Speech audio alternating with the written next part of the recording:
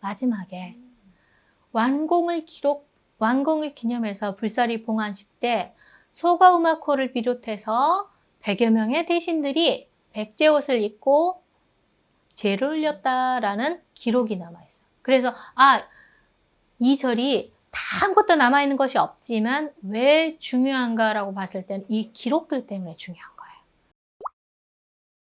오늘은 제가 어디를 하냐, 아스카 초반기, 그 다음에 왜냐면 아스카 중반하고 후반기가 학고가 애매모호해져요. 자, 그럼 제가 오늘 할 이야기의 메인은 뭐냐, 일본의 불교가 들어오고 어떻게 정착되는지. 그러면 거기서 여기서 아스카 학고 시대 가장 불교의 특징 하나만 이야기를 해라. 시족 불교. 시족 뭐냐? 우리 가족, 우리 가문 불교. 그러면서 이 우리 가문의 불교를 위해서 뭘 할 것인가에 대한 불교 미술 이야기. 이 두 가지만 가지고 이야기를 할 예정입니다.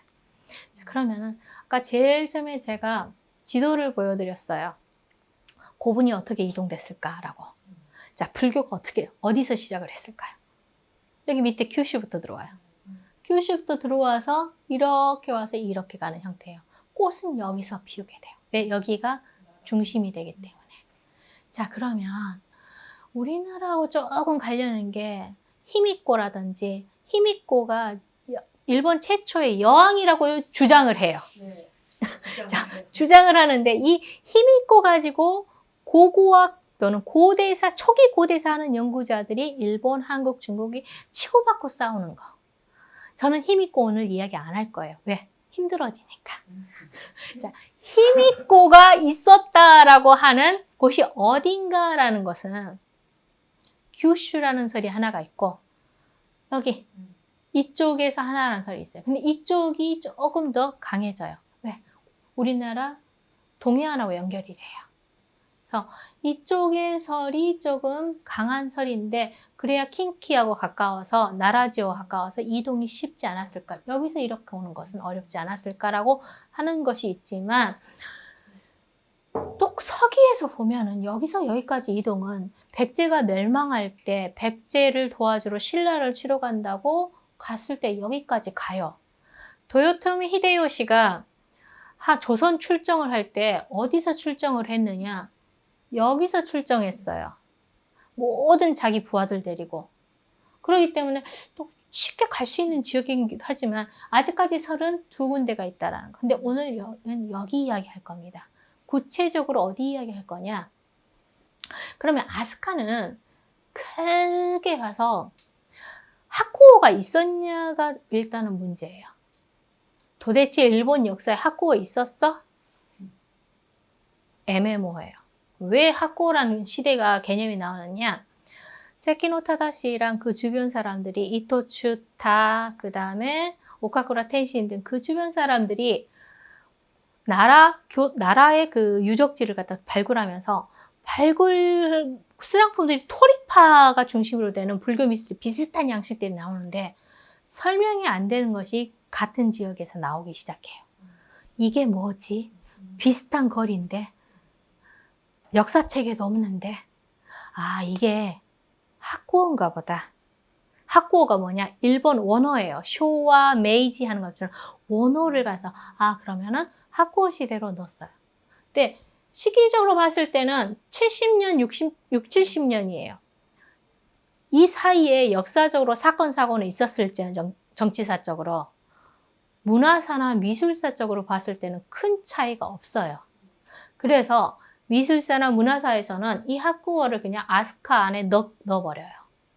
자, 그래서 이 아스카 시대에는 뭐냐, 시코 천황이 집권하는데 이때 성덕태자, 쇼도쿠태자, 성덕태자가 이 섭정한 시기에 여기에서 불교 문화가 가장 크게 피어올랐던 이 시기인데, 자, 처음에 이쪽을 중심으로 처음에 아스카데라라고 해서 아스카 시기가 처음 시작이 돼요.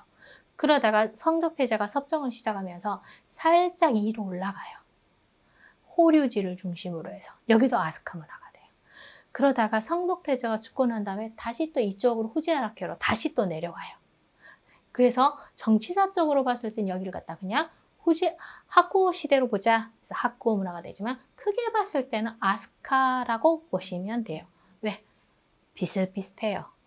자, 그리고 나서 보면 여기서 제가 하나 질문을 해볼까? 히미코가 왜 중요하냐 했을 때 일본의 석이라든지 또는 중국의 외인전이라든지 할 때 왜라는 개념을 갖다가 처음으로 썼어요. 일본의 국호가 왜국이라고 해서 왜. 자, 그럼 일본이라는 국명은 언제 생겼을까요? 지금 우리가 사용하고 있는 일본이라는 국명. 제가 이런 질문을 했을 때는 다 이유가 있겠죠. 이런 질문을 했을 때는 모르면 센스로. 이때 생겨요. 일본이라는 국명이 이 아스카 시대에 생기게 돼요. 왜에서 일본이라고 바뀌어지게 돼요. 그래서 가장 이때 하는 게 뭐냐. 이제 고분은 질렸어요. 사원하고 불상제작에 엄청 지으면 채워넣는 형태들이 나와요. 처음 일본 서기의 불교가 처음 유입되는 과정이 조메이 천황 14년 552년에 백제 성명왕 때 놀이사치계를 파괴했는데 이때 가져온 게 뭐냐? 금동상, 번개, 경론을 가지고 왔어요. 그럼 금동이 가지고 왔다. 이 말은 뭐냐? 우리는 철의 돌덩어리만을 가지고 있는데 이걸 녹여가지고 동을 주조해가지고 싸울 수 있는 무기를 만들 수 있는. 성명왕이 성왕인 거죠? 네, 성왕이에요. 이걸 갖다가 싸울 수 있는 무기를 만들 수 있는 기술을 가지고 오고 경론을 가지고 왔던 건 이거 필기를 할 수 있다. 그럼 무언가를 직조하거나 짤 수 있는 옷을 만들 수 있는 또는 종이를 만들 수 있는 무언가를 필기할 수 있는 기술을 가지고 왔다라는 거예요. 뭐냐? 그다음에 이때 처음으로 수저들이 나오기 시작해요. 수저 우리는 그냥 쓸 수 있는 수저가 이 당시에는 귀족만 쓸 수 있어요. 수저를 왜 쓰느냐? 불교 용품이에요. 약을 갖다 먹이는 거예요. 약을 사용할 때 쓰는 수저가 나오기 때문에 이 당시에는 이 최고의 기술은 뭐냐? 동을 갖다가 녹이는 기술이에요. 지금은 최고의 기술이 반도체. 그렇기 때문에 불교 신앙으로서 이걸 받아들이려는 게 아니었어요. 이 기술을 갖다가 갖고 싶은 거예요. 그래서 이 기술 때문에 불교는 신앙이 아니라 과학이라는 거예요. 불교가 오는 거는 그냥 신앙이 오는 게 아니라 과학이 오는 거예요. 왜 일본이 근대 때 서양의 사람들을 데리고 기독교를 가지고 데리고 오는 게 아니라 그 사람들이 가지고 오는 의학과 과학 때문에 그 사람들을 부른 거예요. 자, 그런데 이 불교가 유입됐다는 설에 대해서는 몇 가지 설이 있어요. 자, 552년에서 아니다. 그거보다 좀 더 빨리 들어왔다. 538년 설이 있다. 그럼 뭐냐? 자, 우에노미야 마사노리 석가열의 제설이라고 했는데 우에노미야는 기본적으로 여기 상궁이라고 나와 있죠. 상궁이라는 표현이 나왔으면 무조건 성덕태자, 쇼덕태자라고 생각을 하시면 돼요. 그럼 성덕태자에 관련된 기록인데 여기에 무오년이라고 써져 있어요. 무오년이 538년이에요. 비슷한 거. 가장 오래된 연기, 원흥사 가랑기에 다른 거 다 필요 없고 무오년이란 말이 있어요. 무오년이 538년이에요. 그래서 무오년에 538년에 불교가 들어왔다고 요즘은 좀 믿는 설인데 다만 이렇게 기록이 남는 것은 실제 다 쓰고 있는 다음에 기록이 남기 때문에 실제 불교는 훨씬 더 빨리 들어왔을 거라고 보는 게 가장 일반적인 설이라고 생각을 하시면 돼요. 자, 그리고 나서 살짝 보면 불교가 어떤 식으로 수용이 됐을까? 자, 불교가 처음 들어왔을 때 처음에는 기독교가 한국에 처음 들어왔을 때 박해를 받았어요. 자, 일본에서도 불교가 처음 들어가면 어디냐? 박해를 받아요. 그래서 뭐라고 하느냐? 객신, 손님신이다, 손님의 귀신이다 해서 마레비토감이라고 해서 싫어했어요. 싫어해서 이제 싸우기 시작해. 받아들여야 한다. 왜? 좋은 기술이 있잖아. 소가감은. 싫어. 있는 우리의 전통적인 걸 지켜야 한다. 모노노베 가면 둘이 치고받고 싸워요. 근데 여기에 걸린 게 뭐가 있었냐? 천황의 왕위 개성권이 걸려 있었어요. 다음 천황 왜? 이 당시에는 일본에서는 자 친족 간의 결혼이 아주 당연한 거예요. 혈통을 유지하기 위해서는. 그러면은 전부 다 자기 딸만 나면 전부 다 이쪽에다 시집을 보냈어요. 그럼 내 딸의 남편이 천황이 돼야겠죠. 싸워요. 누가 이겼어요? 소가가 이기게 돼요. 그래서 일단 소가가 딱 정권을 잡았는데 요메이 천황이 바로 죽어요. 이때 정권 잡은 사람이 소가는 우마코. 이 사람이 대단한 사람이에요. 아, 죽었어? 자, 죽었으니까 천황 사망하고 그다음에 누굴 내느냐? 요메이 천황 죽고 비다스 천황 죽고 난 다음에 요메이 천황을 올려놨어요. 근데 바로 죽어. 그래서 뭐냐? 자, 그러면은 수슌 천황을 또 올려놔요. 왜? 내 조카니까. 그래서 수슌 천황을 딱 올려놨더니 얘는 내가 천황이 되고 나서 보니까 소가는 우마코의 횡포가 너무 심해. 내가 왕권을 강화시켜야겠다라는 생각을 하게 돼요. 그래서 여기를 칠 생각을 했는데 역공을 당해요. 역공을 당하면서 암살당하게 돼요. 자, 그럼 그 다음에 누구를 올릴까 했더니 스이코 천황이 조카예요.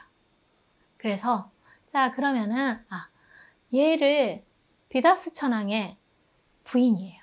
그래서 여왕인데 이 사람을 천황으로 올려요. 일본에서 가장 오랜 기간 재위했던 여자 천황이에요. 20년 이상을 했어요. 그럼 관계가 어떻게 되느냐? 비다스 천황의 스이코 천황의 남편이 비다스 천황. 요메이 천황은 배다른 오빠. 수슌 천황은 요메이 천황의 친동생. 수슌 천황은 배다른 남동생. 다 거기에요. 그럼 여기 전부 다 소가 가문의 딸, 조카, 진려 다 들어가 있어요. 그래서 정권을 갖다가 확립을 하게 돼요. 그러면서 이 시족 가문의 소가 가문의 시족 절이 어디냐? 우리가 국사교과서에서 옛날에 많이 나왔던 절. 아스카데라. 아스카절. 왜 아스카예요? 이 동네 이름이 아스카였어요. 그래서 동네 또 옆에 뭐가 있느냐? 카스카가 있어요.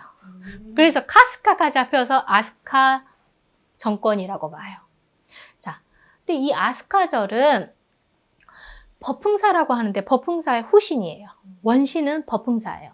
근데 이거는 당시에 지어진 절이 아니라 1800년대에 다시 만든 거예요. 그럼 진짜는 뭐냐? 이 뒤쪽 여기 이렇게 되어 있는 부분들 있죠. 이 뒤쪽. 여기에서 발굴 조사를 해서 파편들 나온 거를 전시하는 저게 진짜예요. 근데 그러면 이게 뭐냐? 일단은 피해를 많이 받았어요. 많이 불타고 했는데 크게 피해를 본 게 자, 우리나라 고려시대 12세기에 번개 한 번 맞았는데 완전히 불타버렸어요.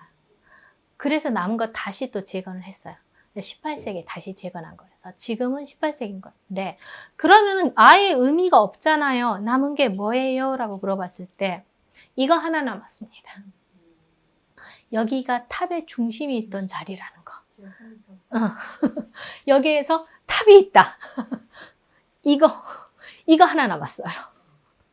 자, 그러면 그럼에도 왜 이게 중요하느냐? 아스카데라가 왜 중요하느냐? 딱 봤을 때 이 아스테카데라를 갖다 건립할 때 뭐가 나오느냐? 백제하고 관련이 있다라는 기록들이 나와요. 이 당시에 고구려하고 백제 스님들이 귀화를 많이 해. 도레인으로 많이 들어와요. 고구려에서 우리 많이 봤죠? 들었죠? 해자 스님. 백제에서 해총, 그 다음에 영식, 그 다음에 영척, 해식 스님들이 나왔는데 서기에서 뭐라고 나오느냐? 자, 사공, 절 만드는 사람이 들어왔고 노반 박사가 들어왔고 노반 박사는 뭐냐? 탑을 만들 때 제일 끝에 있는 상륙을 그 철로 장식하는 탑의 제일 끝에 철 장식하는 거 그거 뭐냐? 결국 뭐냐? 철을 갖다가 녹일 수 있는 기술자라는 소리예요. 그럼 이 사람들은 무기도 만들 수 있어요. 이거 만들고 그다음에 기아 만드는 장인, 마지막에 그림 그릴 수 있는 사람 이렇게 들어왔다는 거예요. 그럼 이거 진짜야? 이거에 대한 기록이 또 뭐가 있어? 라고 봤을 때 596년에 법흥사가 완공됐을 때 소가시의 시사가 됐어요. 그 기록, 그 증거가 뭐냐? 서기에 뭐라고 나와 있느냐? 스이코 천황 4년에 법흥사를 완공했어요. 근데 소가 우마코의 아들 소가노 젠도쿠 이 사람이 뭐냐? 소가 우마코의 장남. 그러니까 우리 집 절을 갖다가 관리하려면 장손한테 넘겨줘야겠죠. 젠도크가 주지 스님이 되고 총괄 관리하고 여기에 해자와 해총, 백제 스님 한 분, 고구려 스님 한 분이 거주하기 시작했다는 기록이 남아있어요. 백제 스님, 고구려 스님이 일단은 관리를 하지만 주지는 젠독, 소가 가문에 산다 이런 기록이 있어요. 또 하나를 보면 마지막에 완공을 기념해서 불사리 봉안식 때 소가 우마코를 비롯해서 100여 명의 대신들이 백제 옷을 입고 제를 올렸다라는 기록이 남아있어요. 그래서 이 절이 다 아무것도 남아있는 것이 없지만 왜 중요한가라고 봤을 때는 이 기록들 때문에 중요한 거예요. 그런데 이제 여기서 이제 아스카데라의 문제점이 절은 백제 스님이 지었어요. 근데 여기서 해자는 누구냐? 누구하고 관련이 있느냐? 성덕태자와 관련이 있어요. 성덕태자의 스승이에요. 자, 그래서 백제 스님이 지은 절이면 백제식의 가람이 나와야겠죠. 이게 가람도예요. 자, 가람이 봤을 때 탑 하나에 법당이 3개, 1탑 3금당, 그 다음에 남쪽으로 문이 들어가요. 이렇게 쳐들어있는 거예요. 회랑. 회랑은 뭐냐? 복도라는 뜻이에요. 복도예요. 나머지는 이렇게 있고 강당, 스님들이 거주하는 곳. 이런 형태는 고구려식이에요. 고구려의 1탑 3금당이에요. 평양에. 백제식은 뭐냐? 탑 하나에 법당 하나예요. 백제 스님들이 만들었는데 왜 고구려식이 나왔느냐가 아직까지 풀지 못하는 수수께끼.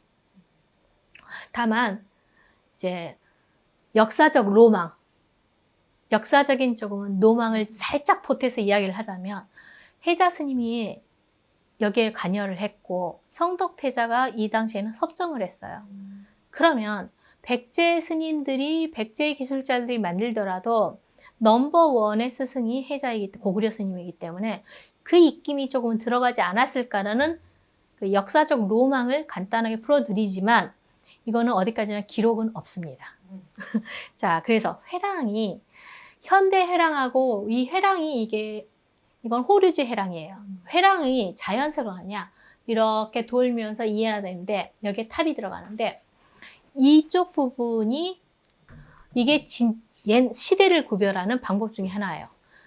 나무와 그 다음에 이 기단, 이 부분, 돌 부분은 어떻게 연결됐는가가 자연석을 어떻게 연결시켰는가가 가장 그 구별하는 기반인데 그래서 앞으로 막 오래된 절들을 가면은 이 연결 부위를 한번 보세요. 재미있게. 왜 너는 돌만 보고 다니니? 라고 하지 마시고. 자, 그러면 이제 문제자가 하나가 이제 들어갈게요. 아스카데불이에요. 이게 아스카데불이에요. 아까 그 큰 아스카데라 안으로 들어가면은 아스카데불 이거 한 개 있어요. 굉장히 좁은데 일단 원운사 연기라든지 일본석에서 나온 뭐냐?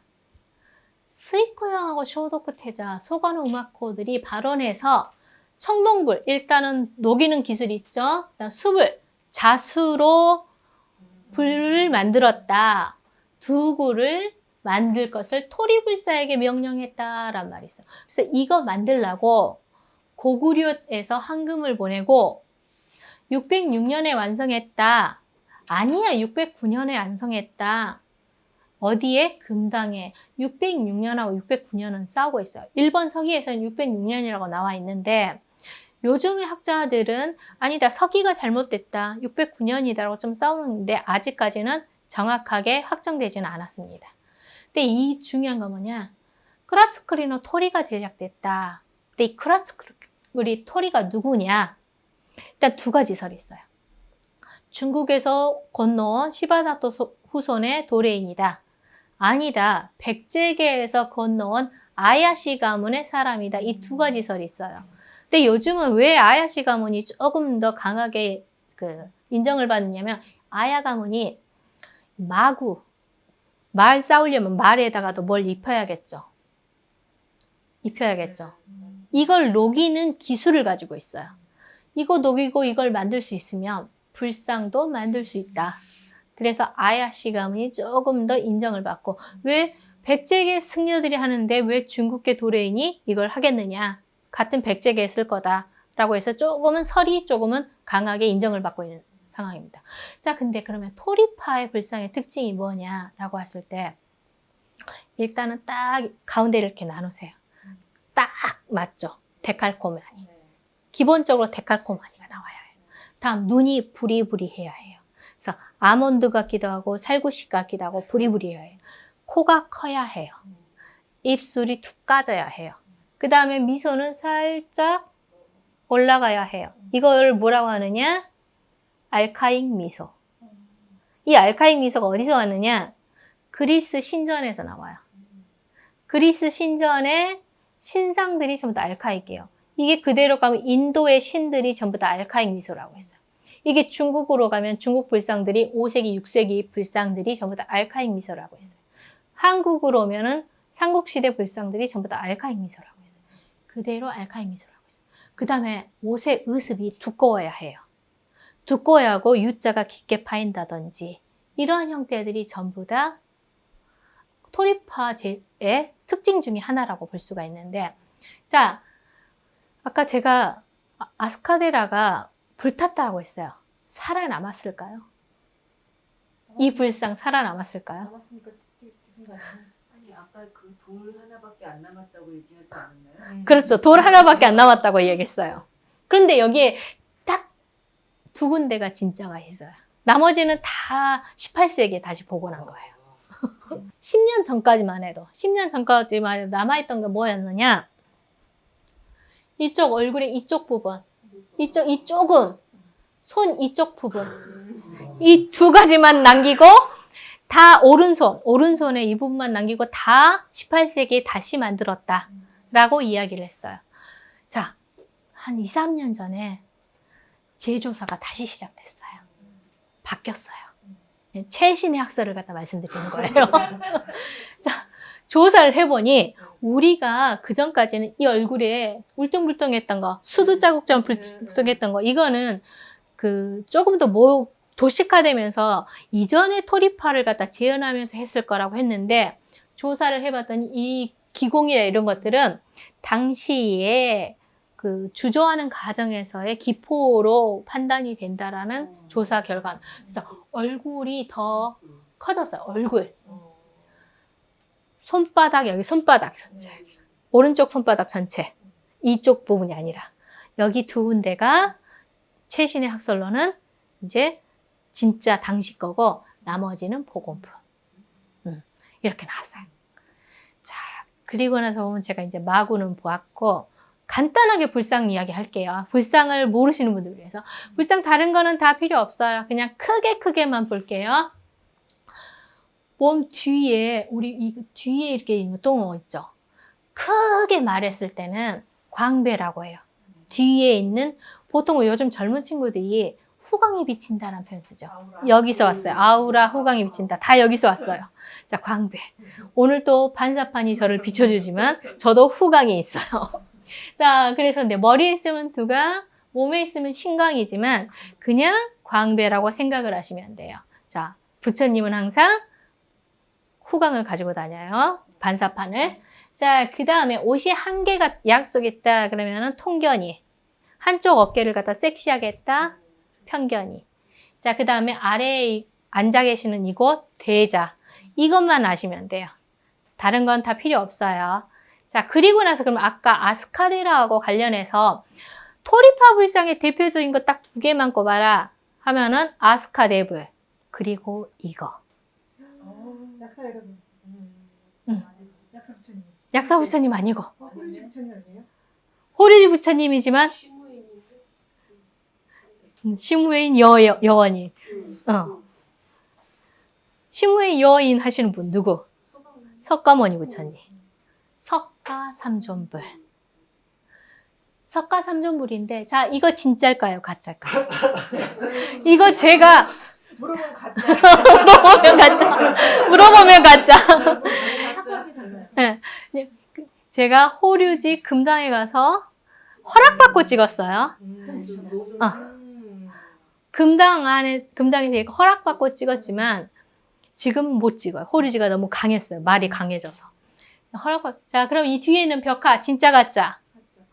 가짜. 여기 불상들 진짜 가짜? 진짜. 가짜. 진짜는 전부 다 어디 갔다? 보장원, 호류지 보장원에 들어가 있어요. 그 다음에 조그만 소형물들, 조금은 호류지에서는 100% 중요하지 않은 것들은 도쿄 국립박물관, 호류지관에 있어요. 자, 그러면 똑같은 크기로 똑같은 형태로 모형을 제작해서 전부 다 옛날 방식 그대로 재현을 해놨어요. 자, 이쪽에 석가 삼존상이 있고 이쪽에 약사열애가 있어요. 오른쪽에, 동쪽에. 자, 그리고 나서면은 우리 왜 조금 더 가까이 볼까요? 이게 석가 삼존, 이거는 진품이에요. 자, 토리파 불상의 특징, 얼굴 딱 나눴을 때 대칭 나오죠. 그 다음에 이걸 갖다 상현자라고 하는데 치마가 대자를 가렸다, 테이블을 갖다 덮었다 해서 커튼처럼 만들었어요. 이게 토리파 불상의 특징인데 이 특징이 보통 봤을 때 지금 학생들한테는 제가 설명할 때는 커튼이라는 표현을 써요. 커튼 주름이다. 하지만 옛날의 연구자들은 하나, 둘, 셋 해서 입구, 한자 입구 3개가 겹쳤다. 품자, 물건 품자에서 품자 모양이다라고 옛날 연구자들은 말을 해요. 억울하지만 늦게 태어났으니까 어쩔 수가 없어요. 자, 그래서 시무엔과 여원이를 갖다 하는데 고대 불상들의 특징은 전부 다 오른손은 시무엔을 하거나 또는 왼손은 여원이를 하는데 뭐냐? 소원을 말해봐. 너무 가까이 오지는 말고. 소녀시대. 소녀시대예요. 소녀시대 수인을 하고 있어요. 쉽게 말하면. 자, 소원 말에 가까이 오지 마. 이런 표현을 하고 있고. 자, 그러면 이게 이러한 형태가 어디서 왔느냐? 토리파가 왜 중국에서 왔느냐라는 설을 갖다가 나온 이유 중에 하나가 이것 때문이에요. 중국 영문이에요. 이게 처음 시작된 게 중국 북위에서 시작된 양식이에요. 전체적으로 대체적이고 옷이 두껍게 표현하고 이러한 형태들로 표현을 하면서 똑같은 손 모양을 하고 오고 있어요. 그러면서 살짝 미소 짓는 이런 알카인 미소들을 그대로 가지고 있어요. 한국에서도 그대로 나와요. 삼존불이 그대로 나오고 있죠. 삼존불이 그대로 나오면서 똑같이 조금 더 지느러미 형태가 좀 더 강조됐어요. 물고기 지느러미처럼. 하지만 삼존불로 석가모니 수인을 그대로 가지고 있고 그래서 동양삼국에서 그대로 나와요. 그 다음에 광배 형태가 똑같죠. 옛날 배의 돛담배 형식. 돛담배의 이 형식이 돛 같은 형식을 그대로 가지고 있어요. 그 다음에 옛날 광배의 특징은 뭐냐? 이 끝이 살짝 올라가요. 끝이 살짝 올라간 다음에 15도에서 30도로 살짝 기울어져요. 이게 고대 불상의 특징 중에 하나예요. 자, 그러면 그럼 입상인데 앉아 있잖아요. 좌상이잖아요. 다르잖아요. 있습니다. 부여박물관에 있어요. 납석제 불사장. 똑같은 형태로 나오고 있죠. 그래서 똑같이 옷 모양이 상현자의 대자를 가린 형태, 토리파 불사 형식을 그대로 가지고 있어요. 다만 손 모양이 좀 다르죠.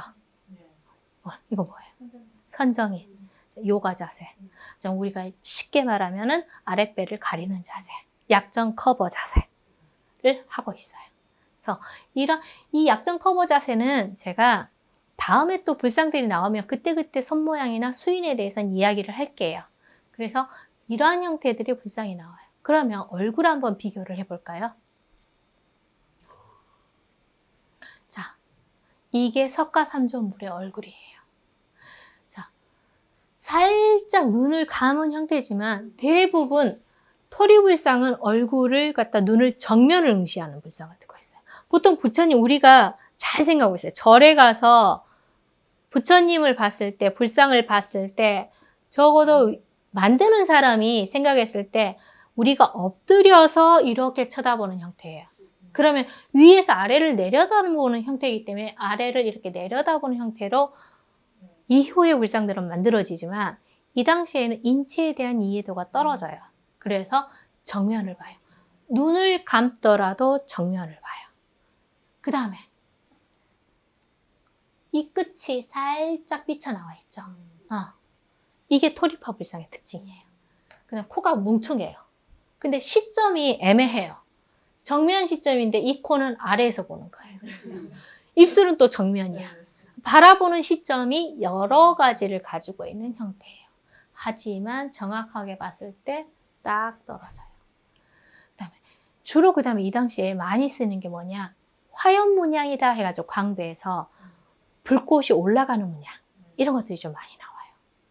자, 그러면은 제가 이제 수인 이야기는 했는데 너무 잘하시기 때문에 석가모니에서 많이 나오지만 고대 불상에서 많이 나오는 것은 시무에인, 여원인, 아까 소녀시대, 그 다음에 요과자세 불상, 선정인, 이 두 가지가 제일 많이 나와요. 자, 그러면 진짜 우리나라에서도 이런 게 나왔는가를 한번 봐봤을 때 여기 어딜까요? 여기 써놨네, 제가. 태안, 마이불, 삼존입상. 태안 마이불하고 그 다음에 또 서산 마이불 할 때는 백제미소 하면 태안일까요, 서산일까요? 서산. 근데 둘이 비슷비슷해요. 근데 지금 제가 이제 어느 걸 가져와도 상관은 없지만 수인을 이야기하기 위해서 가지고 왔기 때문에, 자, 태안마이불 삼존불상의 수인에서 딱 봤을 때 부처님의 시무회인과 여원이 그대로 나오죠. 그 다음에 이 부처님의 이 손모양이나 그 다음 뭘 들고 있는 이야기는 제가 다음 시간 호류지에서 뭐 들고 있는 불상들이 또 있어요. 그 이야기 할 때 제가 다시 할게요. 그래서 이러한 시무회인인데, 자, 그러면 조금 더 이게 한국에만 있느냐? 아니에요. 한국과 일본에만 있느냐? 자, 태안마이불 북제시대에도 비슷한 형태예요. 손이 없어졌지만 그래도 형태가 유지되는 게 볼 수가 있어요. 자, 북주시대 때도 그대로 나오는 형태를 띠고 있습니다. 가운데 레이스예요? 가운데 레이스처럼 보이죠?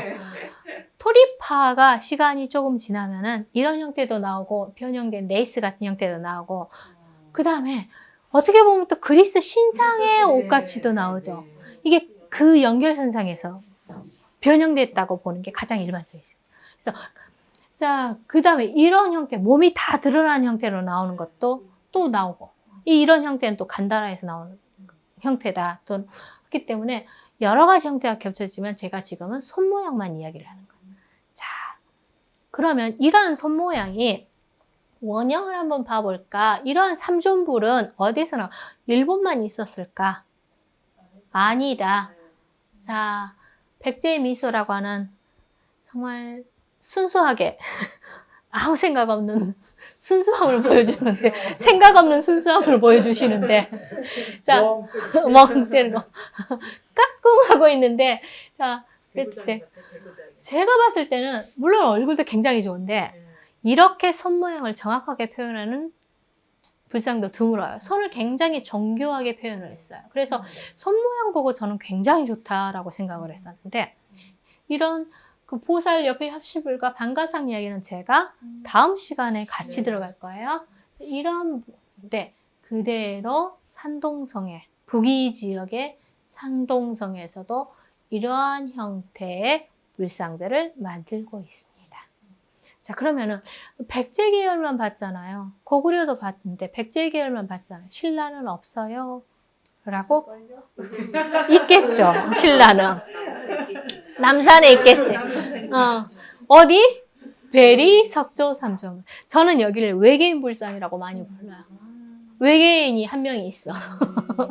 그래서 일명 저는 이제 남산의 외계인이라고 부르는데, 자, 이분도 참, 근데 여기의 얼굴은 항상 느끼는 거지만 5살, 6살에 욕심 많은 그 개구장이 미소.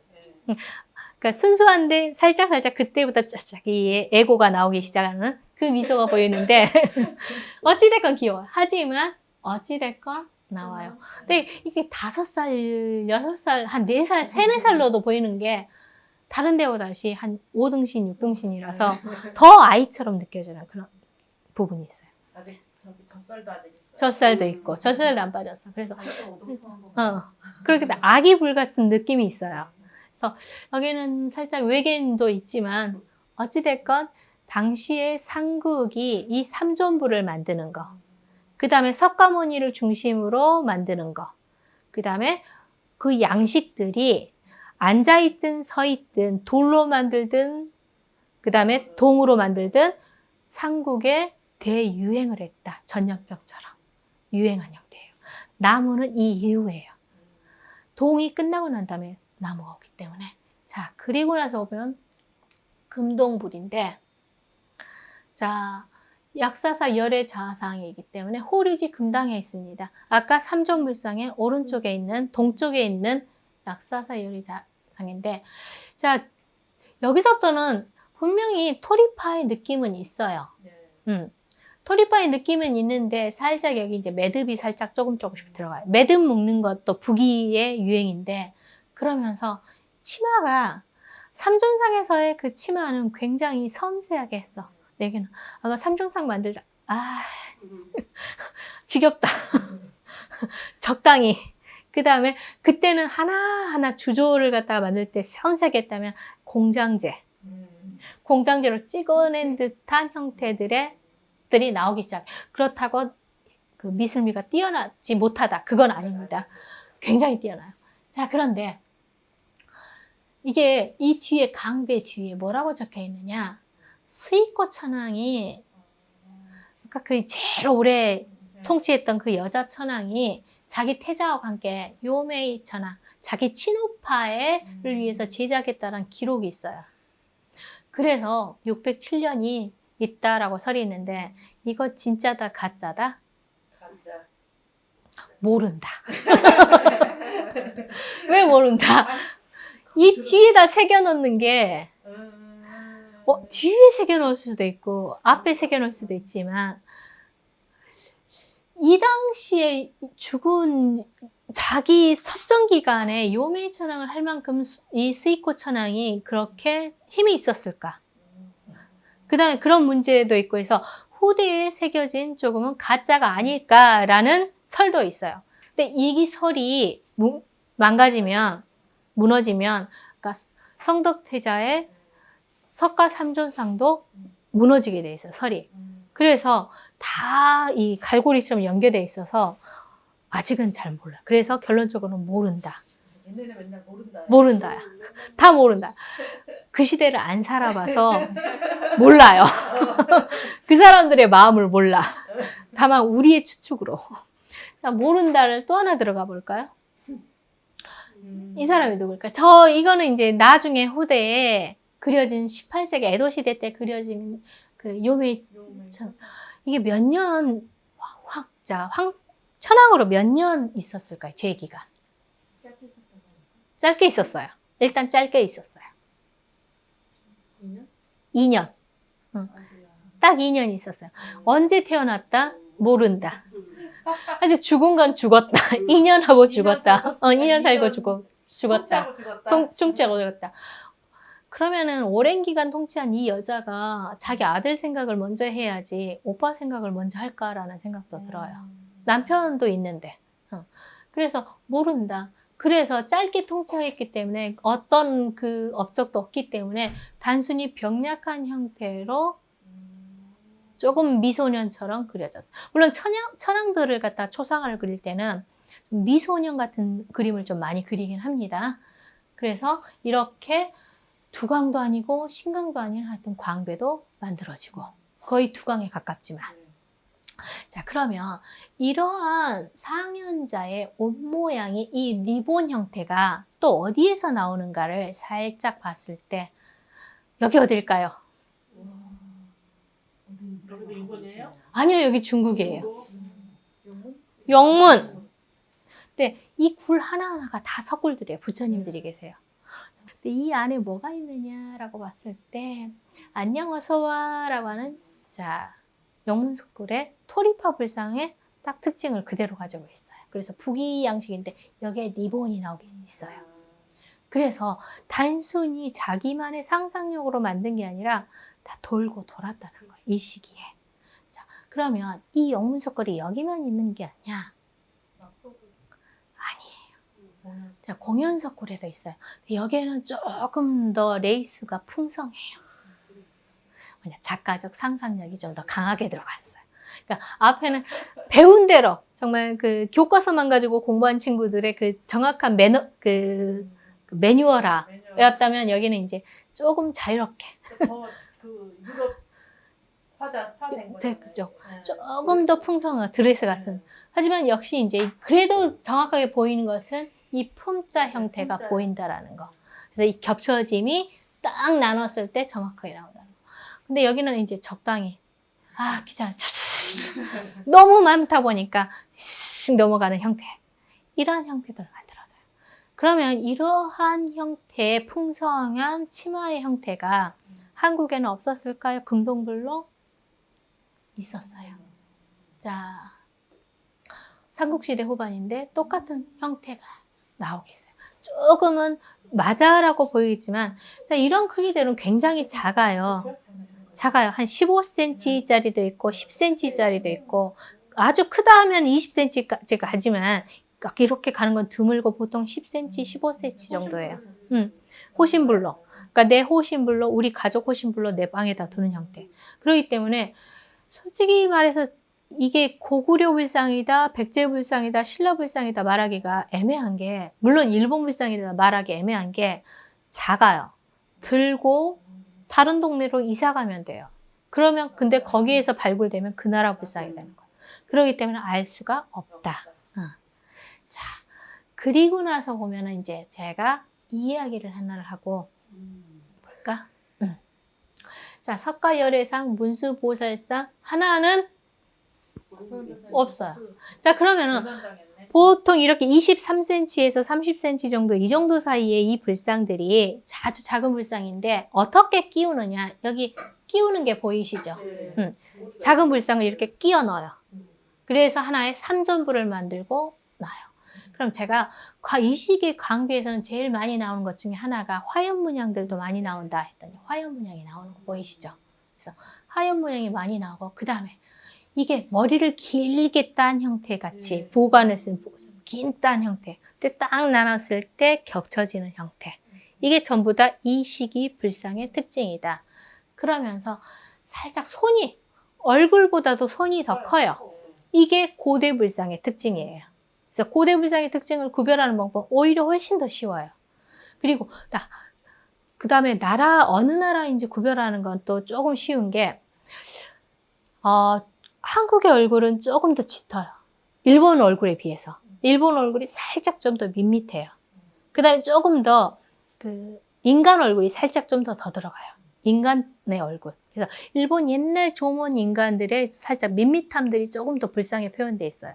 그래서 그게 좀 일본 불상의 좀 특징이라고 볼 수가 있는데, 자, 이런 여기에서도 제가 리본 이야기 했었죠. 그래서 리본이 그대로 나오는 형태예요. 근데 이게 뭐냐? 소가우마코의 명복을 빌기 위해서 만들었다. 그럼 소가우마코가 얼마나 힘이 셌다라는 거. 죽어서도 힘이 있다. 아들이 만들었을 거예요. 근데 이거는 진짜예요. 자, 그러면은 이 명문이 어디에 있었을까요? 뒤에, 광배 뒤에다가 써요. 근데 이 광배 뒤에다 쓰는 것은 우리나라에서도 쓰는데, 이 광배 그 명문 이야기는 다음 시간에 연결돼서 이야기를 하겠습니다. 자, 그리고 이제 마지막 불상이네요. 열애자상으로서 호류지예요. 지금까지 제가 보여드렸던 불상들은 전부 다 호류지 불상입니다. 왜? 호류지가 아스카에서는 메인이 돼요. 하쿠오도 메인이 되고, 나라의 메인은 도다이지, 고구지지만 호류지도 이 세 개 절이 메인이 돼요. 자, 그런데 이거는 이제 거의 끝물. 아스카의 끝물, 토리파의 끝물. 왜 제가 끝물이라고 했느냐? 딱 봤을 때 이게 딱 겹쳐지는 것 같기는 하지만 정말 정말 내 맘대로인 것도 있고, 좋게 말하면 개성을 표현한 부분이지만 조금은 신랄하게 말하면 조금 매너리즘적인 느낌도 있어요. 근데 그 전에 앞에 불상도 토리파 불상들을 봤을 때 굉장히 딱딱 각진 느낌이라든지 정확하게 무게감이나 깊이 파인 느낌들이 있다면, 조금 더 형태들이 둥그러졌어요. 어깨가 딱 각지는 게 아니라 좀 더 둥글둥글해져요. 이게 조금 더 이후의 불상으로 넘어가는 과도기적인 불상이기 때문에 이 불상이.